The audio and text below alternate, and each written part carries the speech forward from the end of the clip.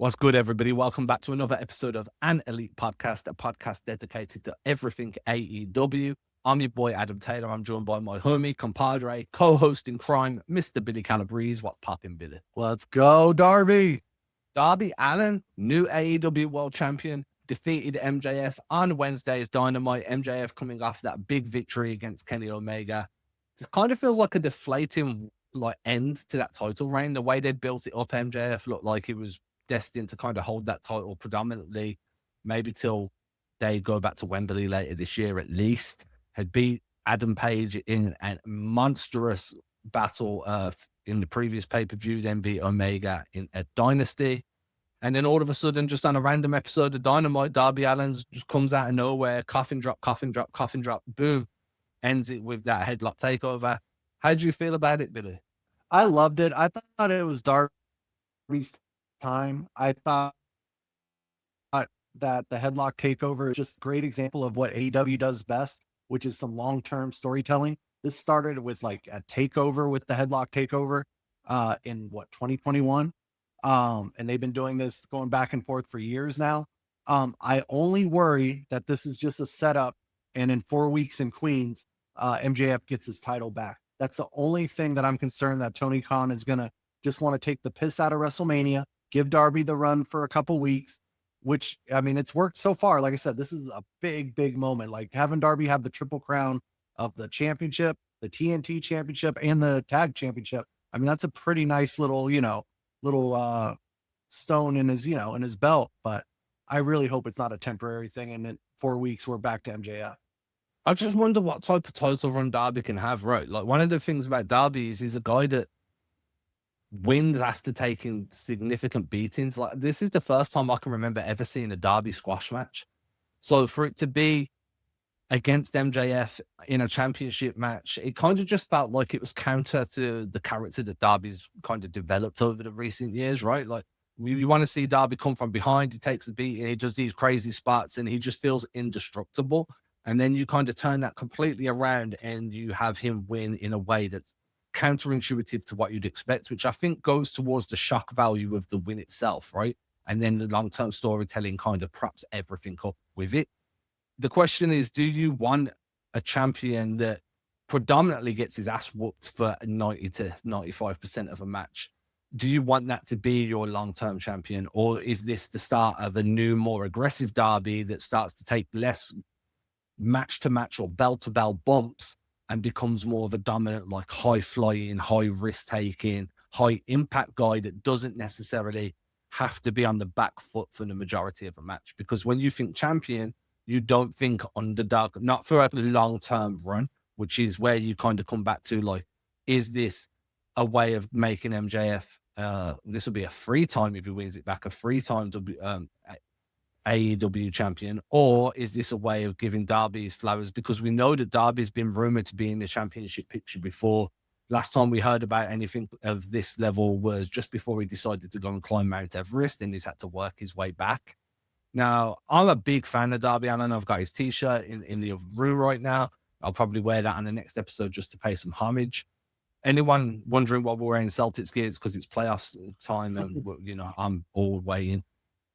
I will say that I do really like the idea of Darby as champion for the matches that you can have and the stipulations you can put in there that Darby would just be willing to do.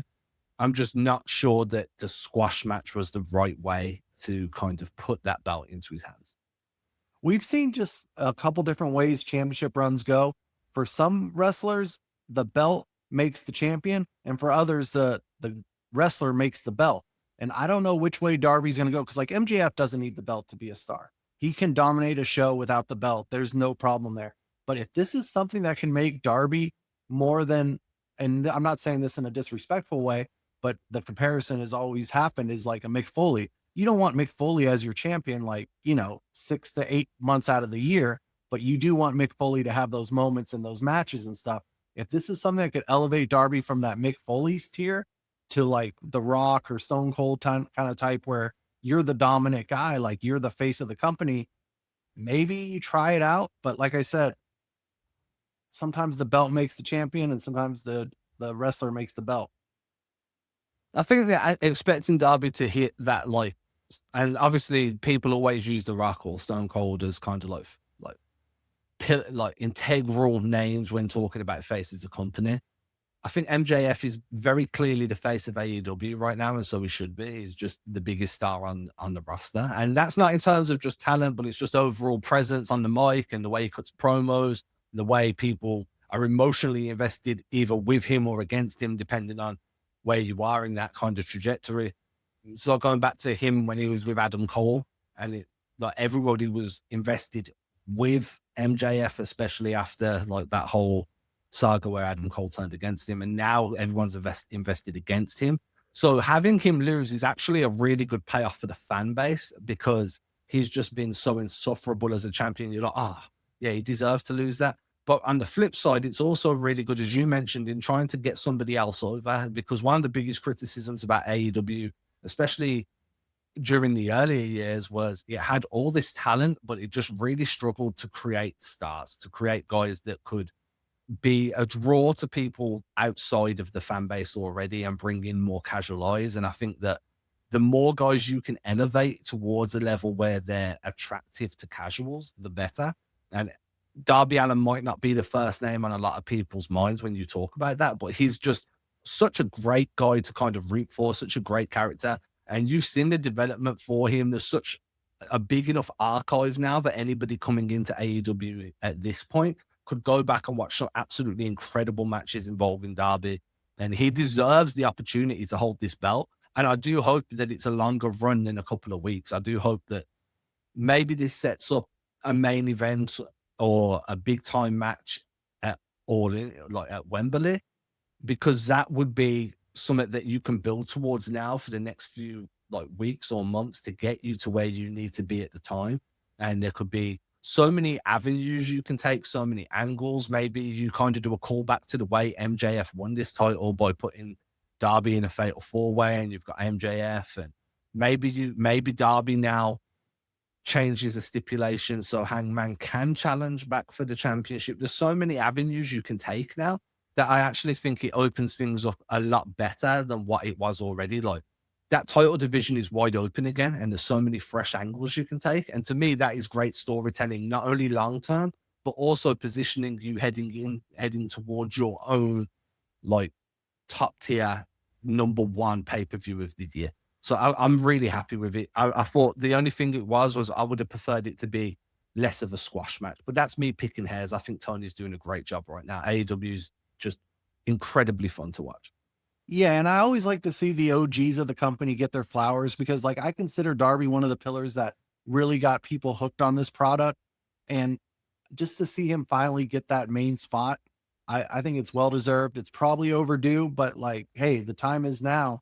And like, I want to see him against Kenny. I want to see him against some of these other guys. Like, I really hope we get a legit run, and it's not just like placeholder so MJF can get a pop in Queens.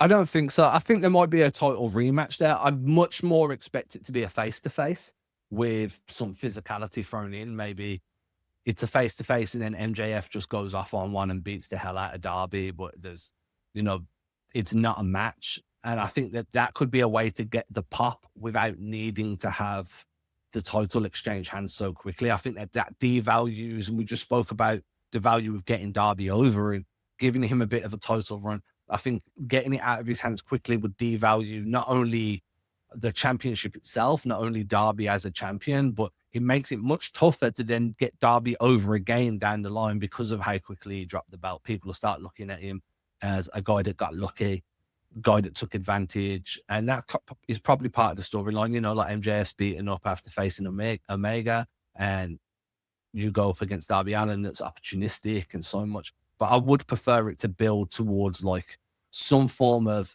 big match heading into Wembley, and whether that be a coffin match, a cage match, whatever it may be. I always like it when you feel like MJF's in a match that's out of his comfort zone. I love the dog collar match he had with CM Punk. I love the match the Texas Death match he recently had with Adam Page. Whenever I feel like MJF is being taken out of his comfort zone and he's being forced to fight against the current, I'm always invested, because he's such an easy guy to root for and against at the exact same time. So I think that having Darby holding the title going into like a big pay-per-view and then putting MJF in a match that's against his kind of comfort zone is actually a really great draw. And I do want to point out, even if the match itself wasn't like something we're going to tell our grandkids about, I think the moment was really special. I loved having Sting there. I love having the whole locker room out. I think it's kind of important that AEW has these moments, and that is a huge moment that like you're going to put on a DVD of Darby Allin in 10 years from now. Yes, sometimes it's the little bits, right? Like the win itself was great, but the reaction afterwards, as you said, you have some of the locker room come out. You've got Brody King there that also had a championship match against MJF recently and didn't get over.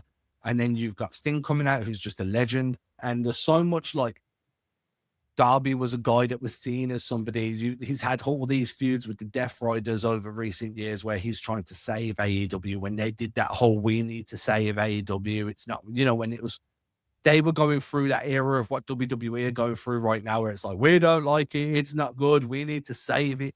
Darby was always on the right side of things. So to see him then win against somebody that's very often portrayed as a guy that loves AEW but hates what it stands for type of thing in MJF, having Darby win is kind of a callback to that era as well. Like Darby has been there on the front line for AEW and now he gets to carry that chip. Yeah, I think it's so important just for AEW to have that kind of character, because it's the kind of character that would never have the belt in the other company next door. So I think that's something that's separate that makes AEW special. And it just gives us hope as fans. Like, we're not going to get the same recycled crap like they do over there. And it come out of nowhere. And sometimes it's that shock value. Now, obviously, reports broke just before Dynamite. I'm subscribed to Fightful Select, and I got the email like every other Fightful subscriber got, where it was like, so spoiler alert, there could be a belt change in AEW. And then it was like, if you don't want to read it, don't read it. And Sean Ross Sapp obviously does a great job of kind of managing that, of like being like, if you don't want to read it, don't. But if you do, here's the info. But I thought that, I saw it then and I was like, okay. I went to bed. I was watching AEW this morning when I woke up, and I was just like, dude, this is great. It's great in a way because I don't fully agree with it, but now I need to see what happens next. And that is the whole key. They not only, it doesn't matter whether you agree or disagree with the decision to take the belt off MJF and give it to Darby. What matters is you have a reason to tune in on at Collision. You have a reason to tune in next week on Dynamite, because you need to see how this plays out. MJF has already been onto Twitter saying like, what the fuck, this isn't going to stand, Tony. Look, they're already building it. And now once you're locked in it, you've got a reason to keep tuning back in. They've got you. And that's exactly, for some reason, Tony Khan is just exceptionally good, especially when there's no football season. He's exceptionally good at giving you reasons to keep coming back episode after episode. And this is just another one where I'm locked in and I'm like, I really hope this builds to like a big time match. Well, yeah, because it's like the possibilities are endless right now. Like, are we going to get Darby with other feuds? Are we going to get Darby to do this or that? And then we just make the dream matches in our head. Like, oh, I want to see him face so-and-so for the title. Like, all those options weren't on the table 24 hours ago. And that's what's so cool about this moment, because literally AEW got flipped on upside down. If you could choose an ideal first title defense for Darby, assuming it's not MJF, of course, who would you choose? Ideal. Oh, you know who I want. I mean, I want it to be Kenny. I think it'd be so freaking cool. Yeah, Kenny versus Darby would be dope. I think that if it's not Kenny, then I do think it'd be fun to like maybe go Swerve, just because neither of those two, like Kenny's great and Kenny's like electric. And I think that a Kenny Darby match would be such a contrast in wrestling styles. But what I'd like about a Darby Swerve match is both of these guys have built characters where they don't give up. They can take incredible punishment. And it's just like, how would that match end? How would you get to a conclusion there if both of them are going to be willing to die? And I think that would be a really fun match if you added some stipulations. Again, the positions, well, the options are endless. And I think that's going to be great. With that, I want to say thank you to everyone for tuning in. Let us know what you think of this Darby title change. I'm very aware that there's going to be some people that are pissed about it, some people that love it, some people that hate it. That's what the comment section's for. We'll reply to them through the day if you're nice enough to leave one. If you are nice enough to leave one, remember, if you don't have nothing nice to say about the show, you don't need to say nothing at all. That's how it works. Everybody, Deuces. We'll catch you again later in the week. Have a great one. Peace. Peace.